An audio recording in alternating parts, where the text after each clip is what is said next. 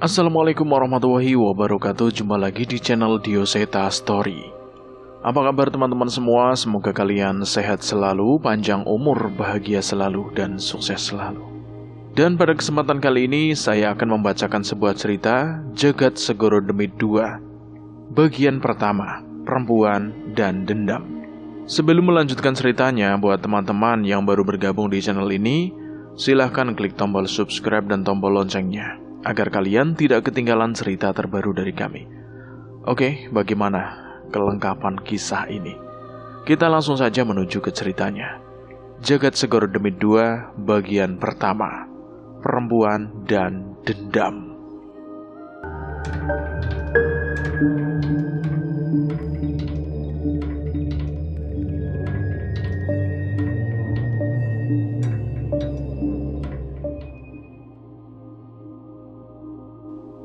Tak jauh dari sebuah kaki gunung, sebuah hutan menyambut kedatangan sekelompok orang yang datang dengan penuh persiapan. Mas, bener arahnya ke sini. Jalannya sudah hampir buntu loh. Asri memastikan ke Suryo, temannya, yang memimpin perjalanan. Suryo terlihat ragu, langit sudah mulai gelap, namun mereka belum juga menemukan apa yang mereka cari. Ia pun membuka kembali gulungan tua yang menjadi acuan mereka dan membandingkan dengan kompas dan catatan perjalanan mereka. Seharusnya kita di jalur yang benar, tapi kenapa? Tolong! Dwi! Tiba-tiba salah satu teman mereka terperosok ke semak-semak yang menutupi sebuah jurang. Dwi, bertahan! Kami ke sana. Suryo mempersiapkan tali dan mengikatnya pada sebatang pohon yang kuat. Ia dengan hati-hati menuruni jurang itu untuk menolong temannya. Aku ndak apa-apa, Sur. Hati-hati turunnya. Dwi yang selamat dari kecelakaan itu menahan luka-luka kecil di tubuhnya. Namun saat sampai di bawah jurang, ia tertegun dengan apa yang ia lihat. Suryo, Asri di sini. Dwi berteriak. Mendengar teriakan Dwi, mereka pun segera menyusul Dwi ke bawah. Tak disangka, tempat yang mereka cari telah tertutup pepohonan dan tersembunyi di kedalaman jurang. Benar ini tempatnya? Kita pastikan dulu. Suryo pun kembali memimpin perjalanan dan memasuki sebuah desa mati yang ada di hadapan mereka. Rumah-rumah tua yang sudah hancur berada di hadapan mereka. Sisa-sisa arsitektur Belanda masih terlihat di dinding-dindingnya yang masih kokoh, walau atapnya sudah tidak lagi berbentuk. Asri mencoba membersihkan tanaman merambat di salah satu rumah. Ia pun tersentak saat mendapati tengkorak-tengkorak kepala manusia tergantung di beberapa rumah. Benar. Di sini tempatnya. Suryo memastikan saat ia menemukan sisa-sisa tulang belulang dari jasad manusia yang terbaring di beberapa tempat. Apa yang sebenarnya terjadi di desa ini? Dwi benar-benar tidak membayangkan apa yang terjadi di sana. Sesuatu yang kita cari, puncak dari kesempurnaan lelaku yang kita pelajari selama ini. Sementara itu Suryo mengeluarkan kerisnya. Ia mulai merasakan sesuatu yang menolak keberadaan mereka di sana. Asri membongkar barang yang ia bawa. Ada bangkai ayam cemani dan darah yang sudah disiapkan. Membawa benda itu ke salah satu sudut desa dan melakukan ritual kecil di sana. Darah itu diteteskan membentuk sebuah simbol dengan mayat ayam cemani berada di tengahnya. Dupa dan kembang pun melengkapi lingkaran ritual itu. Sudah, ayo kita jalan, ucap Asri kembali ke teman-temannya. Dari tulang-tulang yang tersebar di desa, tiba-tiba muncul sosok-sosok berwujud mengerikan. Orang-orang berwajah pucat, makhluk setengah badan yang menyeret tubuhnya sendiri, hingga sosok-sosok yang mengawasi mereka dari atas dinding bangunan. Suryo memastikan sejenak makhluk-makhluk itu memakan umpan yang diberikan Asri dan tak lagi mengincar mereka. Ayo kita jalan. Suryo menyarungkan kembali kerisnya. Ia kembali menajamkan matanya mencari petunjuk mengenai sesuatu yang tersembunyi di desa itu. Ia pun melihat sebuah gapura di salah satu sudut desa. Ia memperhatikan tulisan yang hampir tak lagi terlihat itu. Namun setidaknya ia masih bisa membacanya. Makam Desa Giri Wening. Ini tempat yang kita cari. Jantung Suryo berdegup kencang saat sampai di pemakaman yang hampir tidak ada celah untuk seseorang melangkah. Tempat itu dipenuhi makam yang tertumpuk, tapi ada satu hal yang membuat mereka terhenti. Dari jauh terlihat ada bayangan seseorang di tengah pemakaman tua itu. Ia mengenali dan terus menggali tanpa peduli akan keberadaan Suryo dan yang lainnya di sana. Mas Suryo, gak mungkin kan ada manusia lain selain kita di tempat ini? Suryo menggelengkan kepalanya dan wajahnya begitu pucat. Enggak, Sri. Itu bukan manusia. Suryo melihatnya. Sosok itu adalah tubuh tanpa kepala yang menggali salah satu kuburan. Namun itu yang membuat Suryo gemetar. Di sebelah sosok itu ada kepala Dwi yang sudah terpisah dari tubuhnya. Ia pun menoleh ke belakang dan mendapati tubuh Dwi sudah tergeletak di tanah tanpa kepala. Desa Giri Wening. Sebuah keramaian tiba-tiba terbentuk di sebuah alun-alun desa Giri Wening. Seorang pria kulit putih sudah berdiri dengan membawa pengeras suara untuk menyampaikan sebuah pengumuman. Seperti yang sudah diumumkan di selebaran, siapa saja yang bisa membuktikan dirinya inlander terkuat, ia bisa menantang jawara gubernur jenderal. Sebelumnya sudah ada selebaran yang dipasang di desa-desa sekitar tentang sebuah sayembara yang diadakan oleh gubernur jenderal yang tengah menguasai Hindia Belanda pada masa itu. Inlander yang berhasil mengalahkan jawara pilihan gubernur jenderal berhak atas seluruh bidang tanah di utara desa. Sayembara itu tentu saja membuat para pendekar-pendekar di wilayah itu tergiur. Tidak terkecuali dengan Linggajaya dan Suminah. Sepasang kekasih yang lahir di tanah yang kini dikuasai oleh pihak Belanda itu. Ini waktunya kita merebut tanah leluhur kita, Suminah. Jangan gegabah, Mas. Kompeni-kompeni itu tidak akan semudah itu memberikan kemenangan. Melepaskan tanah sebesar bukit bukan keputusan kecil. Mereka pasti berniat mencari pendekar untuk menjadi kaki tangan mereka. Tolak Suminah. Sebenarnya, Linggajaya sudah menebak hal itu. Tapi menurutnya, bertaruh lebih baik daripada tidak berbuat apa-apa. Setidaknya, hanya ini usaha yang bisa kita lakukan, Suminah. Berharap saja mereka masih memiliki martabat untuk memegang omongan mereka. Suminah tak lagi menahan suaminya itu. Ia hanya berpikir, seandainya kalah, resikonya hanyalah pertarungan seperti biasa. Namun jika menang, ada kemungkinan mereka akan mendapat tanah mereka kembali. Mungkin inilah satu-satunya harapan mereka setelah raja-raja di Jawa saat tak lagi memiliki taji dan bahkan ada yang bersekutu dengan Belanda. Bapak, Ibu. Dua anak kecil menyambut kepulangan Linggajaya dan Suminah di sebuah hutan yang terpencil. Bukan tanpa alasan, hidup mereka yang merantau untuk mencari ilmu sering bersinggungan dengan banyak orang. Mereka tak ingin anak-anak mereka menjadi korban atas perbuatan mereka. Sasmi, Arungpati, kalian kotor sekali.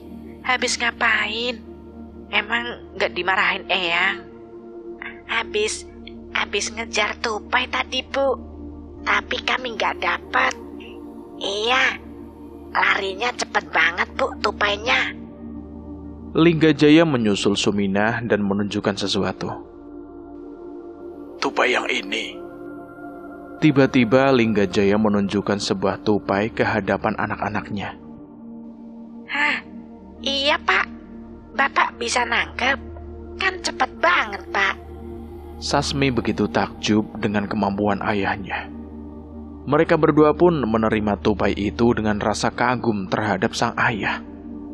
Melihat anak-anaknya tumbuh sehat dan ceria, Suminah dan Linggajaya merasa yakin untuk meninggalkan profesi mereka. Selama ini mereka mendalami ilmu kanuragan untuk melindungi desa dan keluarga besar mereka. Namun sepertinya sudah saatnya mereka untuk beristirahat. Kalian sudah kembali? Kalian tidak pulang dengan membawa luka-luka lagi kan? Seorang nenek menyambut kepulangan Linggajaya dan Suminah. Enggak, Bu. Kami kan udah bilang kalau tidak berniat bertarung lagi. Jawab Linggajaya sambil mencium tangan ibu mertuanya itu. Saat itu, Suminah menatap Linggajaya sambil menghela nafas. Ia tidak ingin berbohong dengan rencana Linggajaya. Mau tidak mau, ia harus menceritakan niat mereka untuk mengikuti sayembara demi mendapatkan tanah leluhur mereka itu. Eyang sempat melarang, tapi ia tahu bahwa jika menantunya sudah memiliki niat, maka ia akan sulit dihentikan. Mereka pun berlatih hampir setiap hari untuk mempersiapkan sayembara itu, hingga waktu yang ditentukan pun tiba. Suara pedang yang beradu terdengar dari alun-alun yang disulap menjadi arena pertarungan. Siapapun boleh mengajukan diri untuk bertarung, hingga didapatkan satu orang yang paling kuat di antara para pribumi di desa itu. Haruskah aku ikut ambil bagian, Mas? Tanya Suminah. Linggajaya tersenyum sambil menggeleng. Tidak. Siapa yang merawat lukaku nanti jika kamu terluka? Jawab Linggajaya sambil mengelus kepala istrinya itu. Linggajaya pun memasuki arena pertarungan dan menghadapi satu persatu lawan yang diberikan kepadanya. Dengan mudah ia bisa mengalahkan mereka dan segera menonjol di kalangan pendekar lainnya. Dia Linggajaya, penguasa ilmu tarung bumi. Setauku, tidak ada pendekar di desa ini yang bisa menyainginya. Suara kasakusuk di antara warga yang menonton terdengar membicarakan Linggajaya. Kabar itu bukan omong kosong belaka. Semua itu dibuktikan ketika Linggajaya berhasil mengalahkan pesaingnya dan menantang jawara yang dipilih oleh gubernur jenderal itu. Akhirnya saat ini tiba. Namun rasa bangga itu seketika sirna. Linggajaya terbelalak dengan sosok jawara yang dihadapkan kepadanya. Orang-orang di tanah Jawa mengenalnya dengan nama Raden Blawu, salah satu anak dari Demang yang bersekutu dengan Belanda di wilayah itu. Raden Wiralaga, di tangan dialah kedua orang tua Linggajaya mati setelah membela desanya dari perampasan. Buktikan bahwa kau pantas menjadi tangan kanan Tuan Gubernur, ucap Raden Wiralaga yang sama sekali tidak menyangka bahwa Linggajaya menyimpan dendam pada anaknya. Tak disangka pertarungan itu berubah menjadi begitu brutal. Darah bermuncratan kemana-mana dan mereka menderita luka yang sama-sama parah. Linggajaya terbawa emosi. Ia kehilangan akal sehatnya dan berniat membalaskan dendam kedua orang tuanya.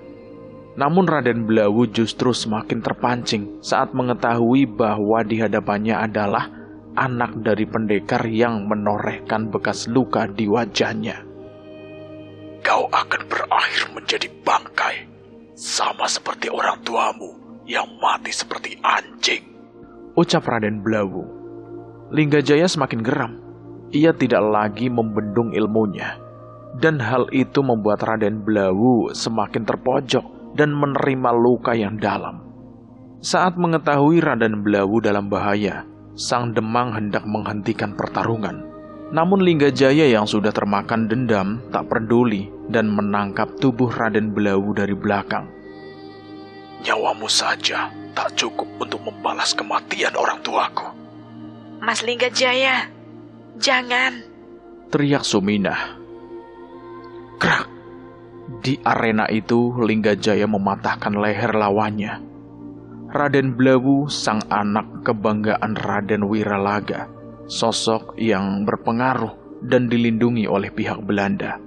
Alih-alih mendapatkan hadiahnya, pihak Belanda mengeluarkan senjata apinya dan menembakkan senapan ke arah Linggajaya. Dar! Dar! 2 buah peluru melesat ke tubuh Linggajaya. Tapi ajian tarung bumi miliknya membuatnya peluru itu enggan untuk menyentuh tubuhnya. Mas Lingga, pergi. Suminah begitu cemas. Raden Wiralaga berteriak memeluk jasad anaknya itu dengan penuh amarah. Ia pun segera menunjuk Linggajaya dan mengeluarkan perintah. Siapapun yang bisa membunuh tikus busuk itu akan mendapatkan hadiah sembara dan harta 1 peti emas. Ucapan itu seketika merubah pendekar-pendekar yang berada di sekitar menjadi gelap mata. Linggajaya yang sudah lemah pun harus menghadapi pendekar-pendekar itu. Ia bertarung sekuat tenaga dan meminta pertolongan dari pendekar-pendekar yang ia kenal. Alih-alih mendapat pertolongan, niatnya itu justru menjadi kesempatan untuk menikamnya. Bukan hanya karena iming-iming hadiah. Rupanya banyak pendekar bermuka 2 yang iri dengan kesaktian Linggajaya dan ingin menyingkirkannya. Ajian tarung bumi tak cukup melindungi dirinya dari puluhan pendekar dengan berbagai kesaktian. Suminah yang ingin membantu mendapat isyarat dari Linggajaya. Ia membaca gerakan bibir Linggajaya yang begitu lemah. Pergi. Jaga anak-anak kita. Suminah pun melihat dengan mata kepalanya sendiri saat suaminya dihabisi dengan brutal oleh pendekar-pendekar di sana. Tak ada aliran putih, tak ada aliran hitam. Mereka semua gelap mata oleh harta dan kekuasaan yang ditawarkan pihak penjajah. Mata Suminah memerah. Ia mengingat semua yang terjadi di hadapannya saat itu. Dendam melahirkan dendam. Ia berjanji dalam hatinya bahwa ia akan menghabisi setiap orang yang berada di sana sama seperti dengan apa yang ia lakukan terhadap suaminya itu. Suminah kembali seorang diri. Ia memberi kabar kepada Eyang dan anak-anaknya tentang bagaimana Linggajaya meninggal. Kesedihan yang mendalam dirasakan oleh ibu dan kedua anaknya. Namun air mata Suminah sudah habis saat itu. Ibu, aku titipkan Sasmi dan Arungpati. Besarkan mereka dengan baik. Jauhkan dia dari orang-orang seperti diriku. Anak-anakmu membutuhkan ibunya, Nduk. Suminah menggeleng. Yang ada di pikirannya saat itu adalah menghindari hal serupa terjadi pada kedua anaknya dan membalas dendam atas kematian Linggajaya. Saat mereka bertemu denganku lagi, aku bukan lagi Suminah. Suminah melepas sanggulnya dan membiarkan rambutnya tergerai dengan berantakan. Ia pergi tanpa membawa apapun dari rumahnya dan tanpa berpamitan dengan kedua anaknya. Suminah kembali berkelana ke berbagai tempat. Jika ilmu tarung bumi saja tidak cukup untuk membuat Linggajaya menang, ia membutuhkan ilmu yang lebih kuat. Kekuatan dan keabadian. Aku membutuhkan itu semua. Perempuan pembawa dendam. Beberapa tahun berlalu, malam di desa Giriwening menyelimuti dengan kesunyian yang begitu mencekam.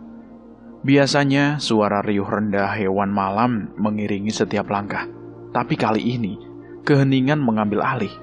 Pada musim panen, kehidupan malam desa selalu ramai. Tapi kini ada sesuatu yang berbeda. Sesuatu yang membuat bulu kuduk meremang. Rumah-rumah besar di desa itu kini nampak lebih mencolok. Setiap sudutnya dijaga ketat oleh para pria bersenjata tajam. Sorotan mata mereka tajam mengawasi setiap gerakan. Ada ketegangan yang terasa di udara. Seolah desa ini menyimpan rahasia besar yang hanya menunggu untuk terungkap. Jadi ini yang mereka dapat setelah menumpahkan darah bangsa mereka sendiri. Terdengar suara serak seorang wanita di antara penjaga itu. Sontak penjaga itu pun terjaga. Namun saat mereka menemukan asal suara itu, kepala mereka sudah lebih dulu terpisah dari badannya. Kejadian itu terjadi dalam senyap. Namun sang pemilik rumah pun bukan orang biasa. Walau menjadi kaki tangan Belanda, ia tetaplah seorang pendekar. Ia menyadari kedatangan sosok itu dan menantinya di satu ruangan. Siapa yang menyuruhmu? Untuk apa seonggok mayat ku berikan jawaban? Sang pemilik rumah pun geram. Ia menyerang perempuan itu lebih dulu. Namun perempuan itu dengan sigap menghindar dan membalas dengan pisau yang ada di tangannya. Pisau itu beradu dengan keris pusaka yang dimiliki sang tuan rumah. Suminah. Pendekar itu menyadari siapa perempuan yang mencoba membunuhnya itu. Hentikan, Suminah. Aku bukan musuhmu. Suminah tidak peduli. Pisaunya yang sudah berlumuran darah itu pun menebas jari-jari pendekar itu hingga terputus. Berani kau katakan itu di hadapan mayat Linggajaya? Suminah menyerang dengan membabi buta, namun sang pendekar itu sudah mempersiapkan rencana. Ia menorehkan telapak tangannya pada keris pusaka miliknya dan menyipratkannya pada Suminah. Saat itu tiba-tiba sosok makhluk yang berlumur darah muncul di belakang Suminah dan mencengkram tubuhnya dengan kuku-kukunya yang tajam. Leher Suminah terkoyak dengan serangan keris pendekar itu. Darah bermuncratan dari leher Suminah hingga ia tak lagi bisa mempertahankan kesadarannya. Suminah jatuh tergeletak di tanah dan takluk di tangan pendekar yang telah membunuh suaminya itu. Cuy, aku jadi harus menyiapkan tumbal hanya untuk menghadapimu. Dasar perempuan sampah. Pendekar itu menginjak-injak tubuh Suminah hingga tulang-tulangnya patah. Ia memastikan bahwa Suminah tak lagi bernyawa. Roh yang terikat pada keris pusaka itu pun kembali ke asalnya. Tapi saat sang pendekar hendak meninggalkan ruangan itu, tiba-tiba terdengar suara yang membuatnya merinding. Ada suara gembratak. Suara itu terdengar dari tubuh Suminah. Ia menoleh dan mendapati tubuh Suminah bergerak. Satu demi satu tulang-tulang yang patah kembali menyatu. Luka yang merobek di lehernya pun menutup. Tidak mungkin. Pendekar itu tidak percaya dengan apa yang ia lihat. Tubuh itu kembali utuh seperti saat ia datang. Maut sudah tidak sudi menerimaku. Suminah kembali berdiri. Namun saat pendekar itu hendak memanggil roh pusakanya lagi, tiba-tiba tangannya putus bersama kerisnya. Suara teriakan itu menggema di ruangan.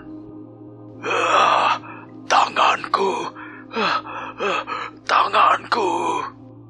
Jeritan itu beradu dengan tawa Suminah. Ia tidak begitu saja menghabisi pendekar itu. Bagaimana wujud Linggajaya saat ia mati? Oh iya, tangannya patah. Saat itu juga Suminah mematahkan satu tangan lain pendekar itu. Ampun Suminah, ampun. Suminah tidak lagi peduli dengan perkataan pendekar itu. Ia menikmati setiap teriakan darinya. Hentikan, biarkan aku hidup. Ku berikan apapun, Suminah. Suminah melepaskan pendekar itu dengan mulut yang sudah berlumuran darah. Ada sebuah jantung yang telah digigit tergenggam di tangannya. Maaf, tapi sudah terlambat. Pendekar itu melihat ke bawah dan mendapati lubang di dadanya. Sementara di tangan Suminah sudah tergenggam jantung dari tubuhnya.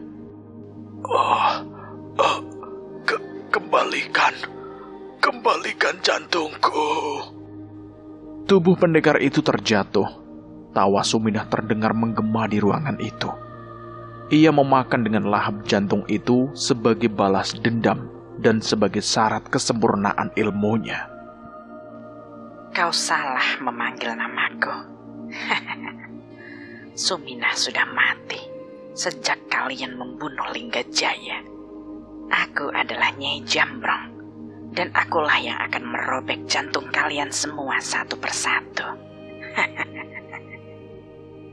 Pagi itu warga desa Giriwening gempar dengan pemandangan satu rumah yang di gerbangnya tertancap kepala-kepala sang penjaga dan pemilik rumah. Tak ada satupun dari warga yang menduga bahwa itu semua adalah perbuatan Suminah. Setelahnya satu persatu pendekar yang menetap di desa Giriwening pun mati dengan cara yang mengenaskan. Tak ada yang menyangka bahwa itu adalah ulah seorang wanita yang mengorbankan hidupnya untuk membalas dendam. Kejadian itu pun terdengar di telinga Raden Wiralaga. Ia pun mulai merasa was-was dengan isu itu. Pelakunya mengaku bernama Nyai Jambrong, perempuan gila yang menguasai ilmu rawa rontek, ucap seorang abdi yang melapor pada Raden Wiralaga. Apa? Rawa rontek? Benar, Raden. Dari saksi yang bertahan hidup, Nyai Jambrong akan kembali hidup setiap dibunuh, bahkan ketika kepalanya dipenggal. Tidak masuk akal. Bawa saksi itu ke sini. Aku mau dengar sendiri cerita itu dari mulutnya.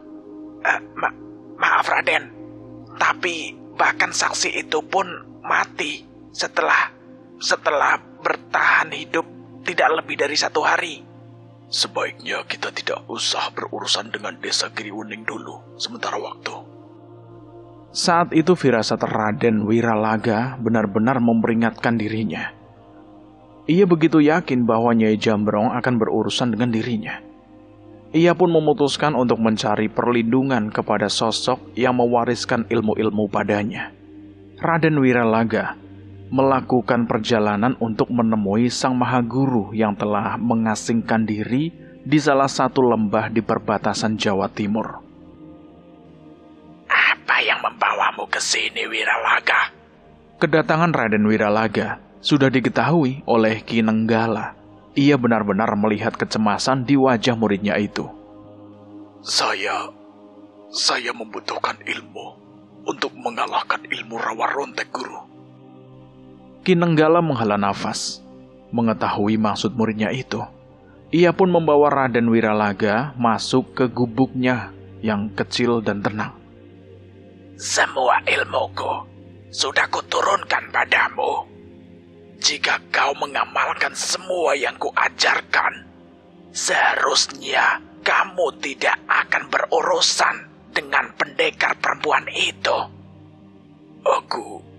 Aku sudah mengamalkan semua ajaranmu, Guru. Sedekah, puasa, dan semedi sudah berlipat-lipat dari yang kau ajarkan. Sudah berapa nyawa yang kau bunuh? Aku tak akan membunuh tanpa sebab, Guru. Mereka memang pantas mati. Ya. Brak! Ki Nenggala memukul meja di hadapannya hingga air di gelasnya tercecer. Kau pikir semua harta, puasa, dan lelakumu bisa mengembalikan nyawa mereka? Membunuh adalah pantangan dari ilmu-ilmu yang kuajarkan. Saat itu Raden Wiralaga merasa bahwa gurunya tidak lagi bisa ia harapkan. Apa itu artinya? Guru tidak ingin membantuku? Ucapnya sambil berdiri meninggalkan meja itu. Tempat ini selalu terbuka untukmu. Jika tujuanmu adalah berbincang atau menikmati tempat ini. Tapi untuk niatmu itu, sebaiknya kau pergi. Tanpa membalas sepatah kata pun, Raden Wiralaga meninggalkan gubuk sederhana gurunya itu dengan rasa kesal. Ia pun mencari kemungkinan lain dengan mendatangi perguruan-perguruan aliran hitam. Ia membuat sebuah sayembara perburuan untuk memburu Nyai Jambrong. Barang siapa bisa membunuh dan membawa kepala Nyai Jambrong ke hadapan Raden Wiralaga, maka Raden Wiralaga bersedia memberi setengah dari seluruh kekayaannya pada orang atau perguruan yang berhasil. Sontak kabar itu menyebar dengan cepat. Orang-orang tahu bahwa harta Raden Wiralaga tidak akan habis, bahkan 7 turunan sekalipun. Mereka pun memulai perburuan mencari sosok yang dikenal dengan nama Nyai Jambrong. Nyai Jambrong sadar, Linggajaya mati bukan karena ia lemah. Jika bertarung 1 lawan 1, ia tahu tidak ada pendekar di sana yang bisa mengalahkannya. Tapi rasa iri mereka akan kesaktian Linggajaya membuat mereka gelap mata dan memanfaatkan momen itu untuk menghabisinya. Linggajaya mati karena ia sendirian. Kali ini Nyai Jambrong tidak ingin mengulangi kesalahan Linggajaya. Dalam perjalanannya mencari kesaktian, ia menaklukkan berbagai perguruan dan mengalahkan orang-orang sakti di tanah Jawa. Ia mengutuk mereka yang kalah dengan perjanjian darah. Nyawa kalian terikat denganku. Jika aku mati, kalian mati. Nyawa kalian bisa kucabut kapan saja jika kuhendaki. Nama Nyai Jambrong kian besar ketika pendekar-pendekar itu mencari sekutu Nyai Jambrong. Setiap berita yang menyebar itu membuat Raden Wiralaga meradang. Tibalah saat di mana Raden Wiralaga dan pendekar yang bersekutu dengannya menyergap Nyai Jambrong yang tengah bersemedi di salah satu sisi tersembunyi di Gunung Tidar. Tak perlu repot-repot mendatangiku, Raden Wiralaga. Aku akan mendatangimu sendiri saat giliranmu tiba. Nyai Jambrong tidak gentar. Ia justru tertawa menyambut kedatangan Wiralaga dan seluruh pendekar yang mengincarnya. Jangan sombong, Nyai Jambrong. Kau bahkan tak tahu apa yang kubawa untuk menghadapimu. Hal terbodoh yang dilakukan seorang pendekar adalah meremehkan lawannya. Brak, brak. Tiba-tiba dari kejauhan terlempar kepala-kepala pendekar yang jatuh di hadapan Raden Wiralaga. Nyai, carikanlah kami lawan yang pantas. Jangan keroco-keroco seperti mereka. Suara itu terdengar bersama kemunculan pendekar-pendekar sekutu Nyai Jambrong. Kurang ajar. Raden Wiralaga semakin geram. Pendekar-pendekar terkuat Raden Wiralaga pun tak lagi menyembunyikan dirinya. Mereka muncul dengan dibekali pusaka-pusaka sakti yang dimiliki oleh Raden Wiralaga. Yang ini sepertinya akan sedikit menghibur, Nyai. Jangan lengah. Lawan kita yang sebenarnya baru akan muncul. Saat itu seketika suara teriakan melengking terdengar bersahutan bersama rintihan-rintihan makhluk tak kasat mata. Raden Wiralaga tertawa. Saat itu tiba-tiba tubuhnya dipenuhi kekuatan bersamaan dengan arwah-arwah gentayangan yang bermunculan di sekitar mereka. Nyai Jambrong menyadari bahwa yang ia hadapi bukan lagi sekumpulan pendekar, melainkan orang-orang yang sudah menggadaikan jiwanya kepada setan. Ada yang lebih gila dari aku rupanya. Apa yang kau korbankan, Raden Wiralaga? 1 desa. Itu bayaran yang pantas atas kepalamu. Nyai Jambrong tertawa dengan lantang. Ia pun mengambil pedang dari pendekar di sebelahnya. Dan saat itu ia memenggal kepala sendiri dan melemparkannya ke arah Raden Wiralaga. Brak! Tubuh Nyai Jambrong terjatuh, kepalanya menggelinding di tanah dan berhenti tepat di hadapan Raden Wiralaga. Sontak Raden Wiralaga kaget dengan apa yang dilakukan oleh Nyai Jambrong itu. Ia melihat darah mengalir deras dari leher Nyai Jambrong. Di tengah kebingungannya itu, ia mendengar suara. Kepalaku ini kan yang kau mau. Kepala Nyai Jambrong kembali bangkit dan menoleh ke arah Raden Wiralaga. Raden Wiralaga panik melihat pemandangan itu. Ia melihat dengan mata kepalanya sendiri bahwa Nyai Jambrong tetap tidak mati walau kepalanya terpisah dari tubuhnya. Raden Wiralaga menelan ludah saat melihat kepala dan seluruh darahnya meresap dan menyatu kembali pada tubuhnya. Nyai Jambrong kembali berdiri sambil menertawakan Raden Wiralaga. Saat itu Raden Wiralaga gemetar. Ia mulai merasa tidak yakin bahwa ia bisa membunuh Nyai Jambrong. Kenapa? Kau takut? Atau kau menyesal telah menumbalkan istrimu itu? Raden Wiralaga tidak menyangka bahwa Nyai Jambrong mengetahui segala usaha Raden Wiralaga untuk melindungi nyawanya dari Nyai Jambrong. Tidak, kau tetap akan mati. Aku akan mencincangmu dan membagi tubuhmu sejauh mungkin. Pengorbananku tidak akan sia-sia.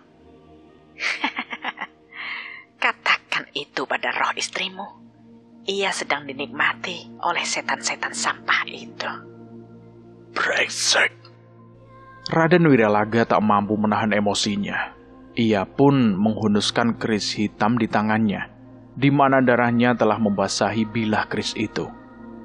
Tepat saat serangan mereka beradu, pecahlah peperangan pendekar-pendekar ilmu hitam yang mengandalkan kekuatan dari alam gaib. Tak hanya suara pertarungan antara pendekar, namun suara roh-roh yang menjadi tumbal mereka ikut berteriak dan merintih di antara pertarungan itu. Satu persatu nyawa melayang, bentrokan kekuatan gaib menggetarkan perbatasan yang memisahkan alam gaib dengan alam manusia. Raden Wiralaga terpental dengan kekuatan ilmu bela diri Nyai Jambrong. Ia membalas dengan serangan kerisnya.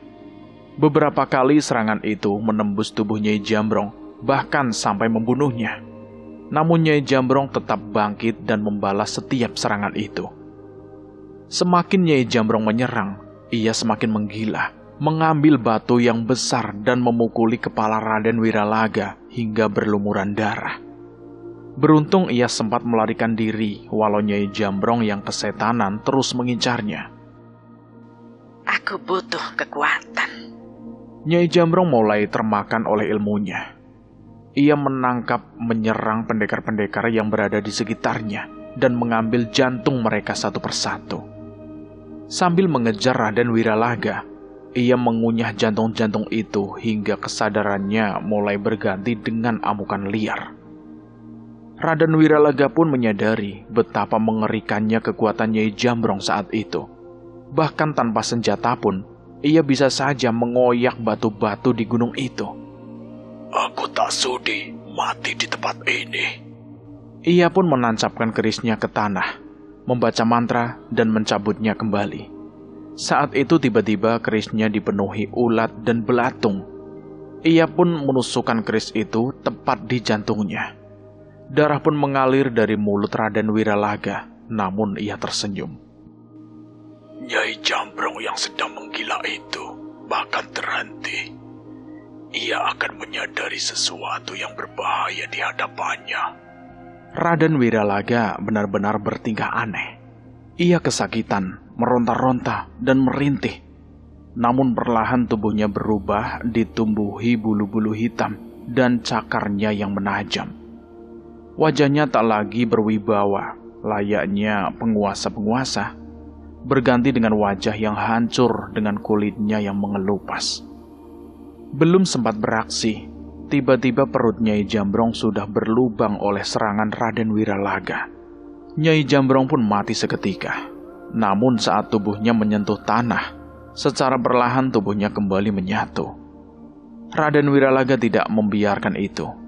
Ia mencabik-cabik tubuh Nyai Jambrong tanpa henti. Ia tidak memberi kesempatan tubuh itu untuk menyatu. Mati, matilah kau, mati.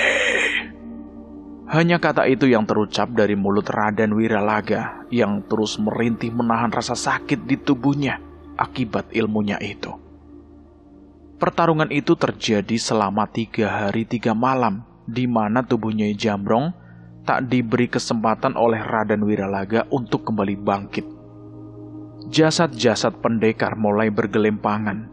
Mereka tidak akan berhenti sampai salah satu dari pimpinan mereka menang dari pertarungan itu.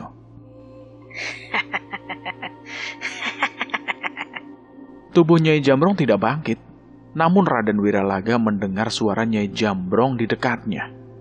Ia bingung, namun ia tetap tidak memberi kesempatan Nyai Jambrong untuk bangkit.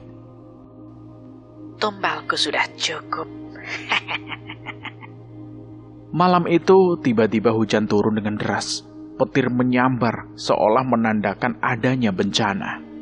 Raden Wiralaga melihat roh-roh pendekar yang mati berubah menjadi hitam dan berdiri di sekitarnya.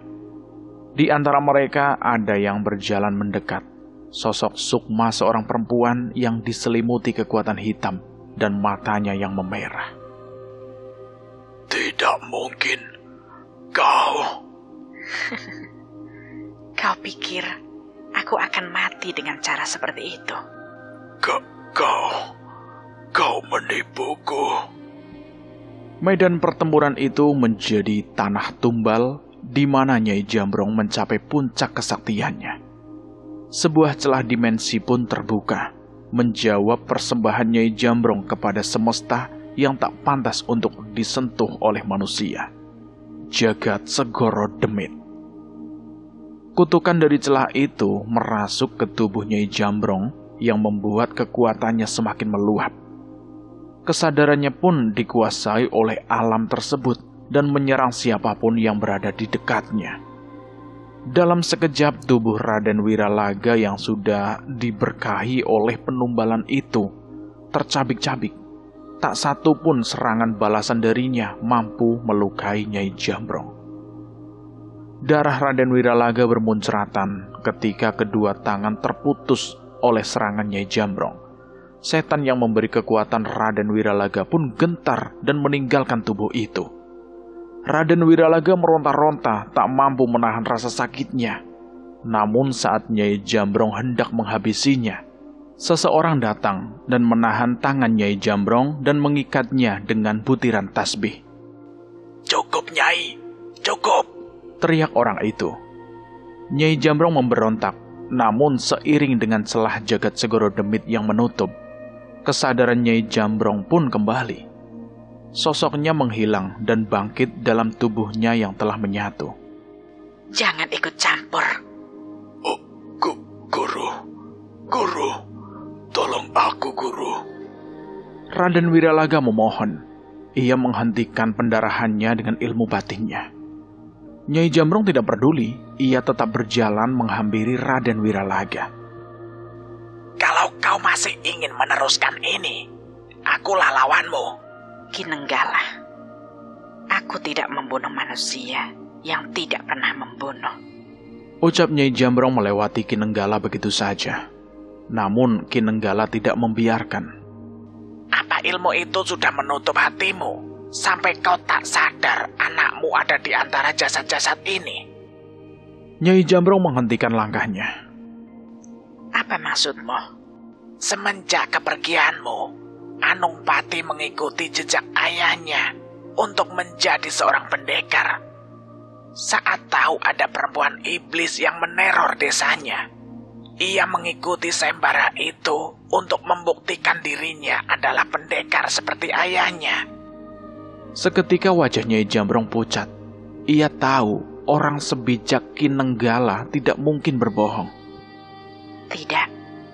Tidak mungkin. Nyai Jambrong meninggalkan posisinya dan berlari mencari setiap jasad-jasad yang ada di tempat itu. Ia tak sadar bahwa anaknya sudah tumbuh dewasa dan tidak menyangka ia akan mengikuti jejak ayahnya. Satu jasad manusia tertancap di ranting pohon yang tajam. Nyai Jambrong mengenali wajah yang masih mengalirkan darah dari mata dan hidungnya. Arung Pati anakku.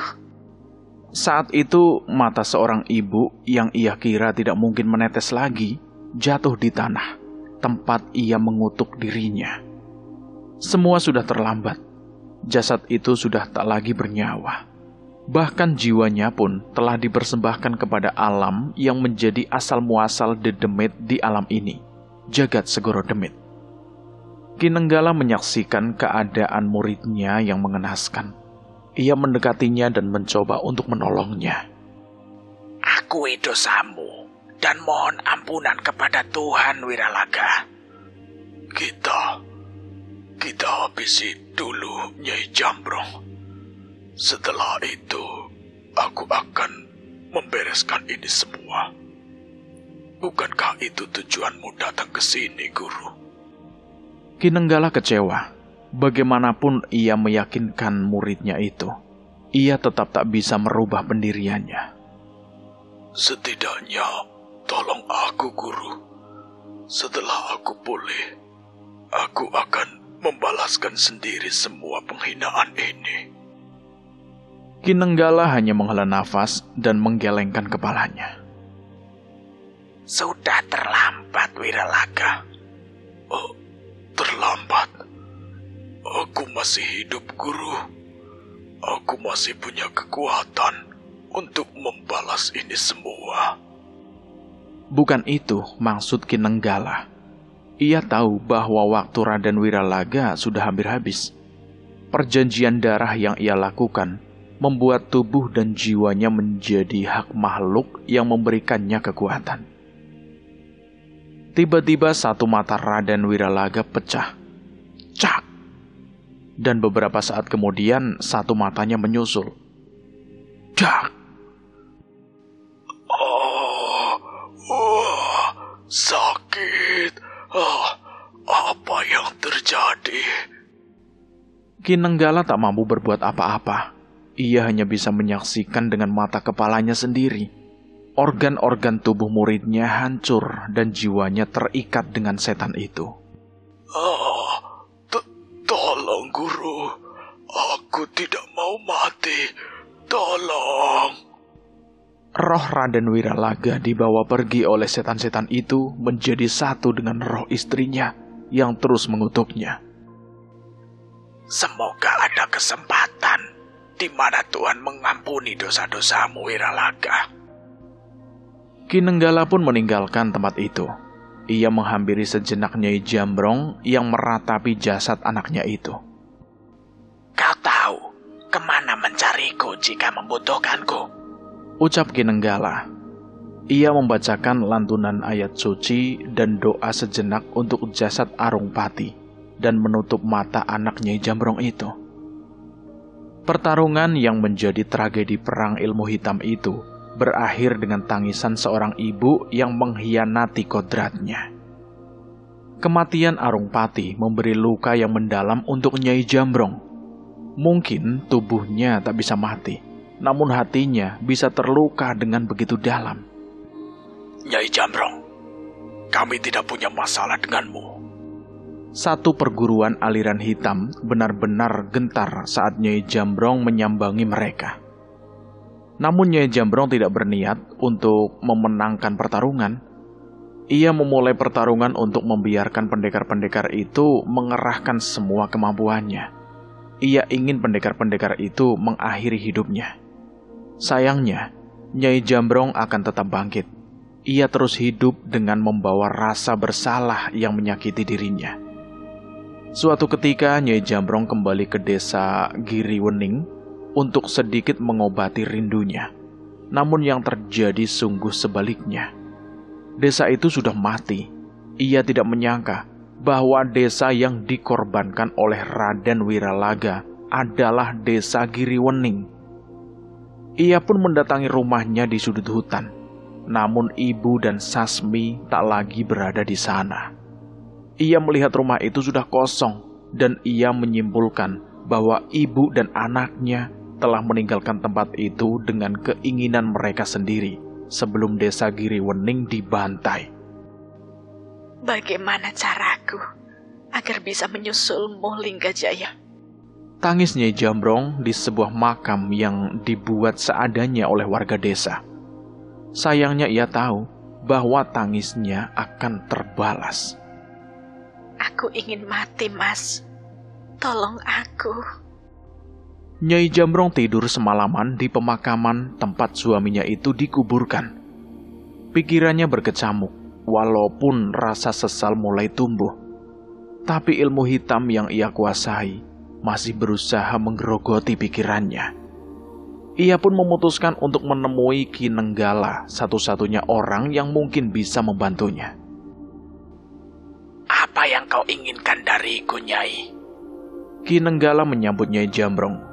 Ia tahu tepat atau lambat Nyai Jambrong akan mendatanginya. Bunuh aku, Ki. Bunuh aku. Ki Nenggala menghela nafas. Ia seolah mengerti penderitaan Nyai Jambrong yang datang dengan wajah sayu itu. Kau tahu, aku tidak bisa melakukan itu. Lalu, apa yang harus ku perbuat, Ki? Aku tidak mampu menahan semua rasa sakit ini. Saat itu Ki Nenggala mencoba menyampaikan kemungkinan yang mungkin bisa menolong Nyai Jambrong. Aku tidak mungkin bisa membunuhmu. Tapi mungkin aku bisa membantumu untuk mendapatkan kehidupan yang lain. Mungkin saat itu kau sudah lebih mampu berdamai dengan hatimu. Apa kau bersedia? Jika itu kemungkinan terbaik, tak mungkin aku menolaknya, Ki. Ki Nenggala memilih sebuah hutan dengan pohon yang begitu besar. Ada sebuah guci yang besar disiapkan oleh dirinya. Aku akan memisahkan semua anggota tubuhmu hingga kau mati. Setiap bagian tubuhmu akan kuletakkan di guci itu, dan aku gantung di atas pohon, agar ilmu rawa rontekmu tak membangkitkanmu lagi. Lakukan, Ki. Lakukan semua yang kau butuhkan. Mungkin suatu saat kau akan bangkit. Aku akan menjaga ibumu, Sasmi, dan keturunannya. Setidaknya selama aku hidup. Dan seandainya kau diberi kesempatan untuk bertemu dengan keturunanmu nanti, jangan sia-siakan lagi hidupmu di masa itu. Terima kasih, Ki. Aku berhutang padamu. Sebuah ritual mengerikan pun terjadi. Tubuh seorang wanita tua dimutilasi dengan didampingi doa-doa yang menenangkan. Teriakan-teriakan Nyai Jambrong menggema di hutan itu. Bukan hanya rasa sakit dari ritual itu, namun juga rasa sakit yang menggerogoti hatinya. Jasad Nyai Jambrong pun dimasukkan ke sebuah guci digantung di pohon itu. Ia tak lagi bangkit. Setidaknya ia bisa beristirahat selama beberapa ratus tahun untuk memulihkan lukanya. Ki Nenggala memberitahu kabar tentang keberadaan Nyai Jambrong pada Sasmi dan ibunya. Tak disangka, mereka memilih untuk tinggal di bawah pohon itu untuk menjaga makam Nyai Jambrong. Orang-orang sakti di zaman itu menyadari akan keberadaan tubuh Nyai Jambrong. Namun Ki Nenggala menyebarkan kabar bahwa Nyai Jambrong kalah di tangan pendekar sakti untuk menjaga martabatnya. Pohon itu pun menjadi kutukan tersendiri untuk keturunan Nyai Jambrong. Mereka terus menjaga tempat itu agar tubuh Nyai Jambrong tak menyentuh tanah dan bangkit kembali dengan semua kengeriannya. Desa Giriwering. Asri panik saat melihat jasad Dwi telah terbaring tanpa kepala. Suryo buru-buru membekap mulut Asri agar ia tidak berteriak dan membuat keberadaan mereka mengganggu sosok itu. Brak! Makhluk tanpa kepala itu meletakkan cangkulnya setelah sebuah makam terbuka. Ia pergi dari tempat itu sambil membawa kepala Dwi, seolah kepala itu adalah bayaran atas apa yang ia lakukan. Suryo dan Asri menghampiri makam itu. Ia tidak mengerti maksud dari makhluk itu, tapi firasatnya mengatakan bahwa itu mengarah ke apa yang mereka cari. Mas Suryo, ini... Suryo tak menyangka dengan apa yang ia lihat. Ada sebuah jasad yang masih utuh terbaring di makam itu. Jasad itu terlihat kurus dengan sisa pakaian dari zaman yang berbeda. Keris Suryo bergetar seolah memberi reaksi akan keberadaan tubuh yang sudah berumur ratusan tahun itu. Tidak mungkin. Tidak mungkin dia hidup. Asri memeriksa tubuh itu. Walau tak bernafas, ia merasakan ada pergerakan kecil di nadinya. Suryo melihat batu nisan yang dipindahkan dari makam itu. Ia pun menemukan sebuah nama dari pemilik jasad ini, Linggajaya. Cerita ini bersambung dulu sampai di sini dan saya akan melanjutkan lagi di part berikutnya.